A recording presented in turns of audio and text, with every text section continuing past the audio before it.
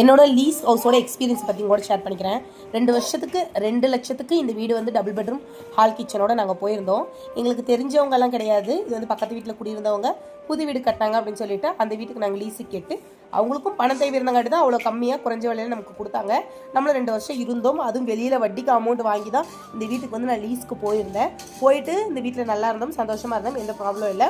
வீடு ஷிஃப்ட் பண்ணதுக்கப்புறம் இந்த வீட்டில் எவ்வளோ செலவாச்சு அப்படின்னு சொல்லி கேட்டிங்கன்னா ஒரு 40,000 ரூபாய் செலவாயிருக்கு. 25,000 ரூபாய் பெயிண்டிங்கே அவங்க பிடிச்சிருக்காங்க. எங்களையே பெயிண்ட் பண்ணி தர சொன்னாங்க. ஆனால் ஒரு கோட்டிங் பத்தாது, 2 கோட்டிங் ஆகும், அப்படி இப்படின்னு ஆர்கியூமெண்ட் வந்தங்காட்டி அவங்களே வந்து பெயிண்ட் பண்ண சொல்லிட்டோம். அவங்க பெயிண்டிங்க்கு 25,000 பிடிச்சிட்டாங்க. அது இல்லாமல் 15,000 ரூபாய் அந்த வீட்டுக்கு நாங்கள் செலவு பண்ணியிருக்கோம் ஃப்ரெண்ட்ஸ். டோட்டல் 40,000 ரூபாய் செலவாச்சு ஃப்ரெண்ட்ஸ். அது மட்டும் இல்லாமல் அமௌண்ட்டும் அவங்க கொடுக்குறது கொஞ்சம் டிலே ஆகிடுச்சு. நீங்கள் லீஸ்க்கு போகிறீங்க அப்படின்னா முன்னாடி இதெல்லாம் பேசிக்கோங்க. பெயிண்டிங் எல்லாம் உங்களோட செலவா எங்களோட செலவா எவ்வளோ பிடிப்பீங்க எல்லாம் பேசிக்கோங்க. அமௌண்ட் வாங்கினதுக்கப்புறம் வீடு ஷிஃப்ட் பண்ணுங்கள். அதுவும் உங்களுக்கு சிறப்பாக இருக்கும். இந்த மாதிரியான எக்ஸ்பீரியன்ஸ் உங்களுக்கு நடந்திருக்கு அப்படின்னு சொல்லி கண்டிப்பாக கமெண்ட் பண்ணுங்கள்.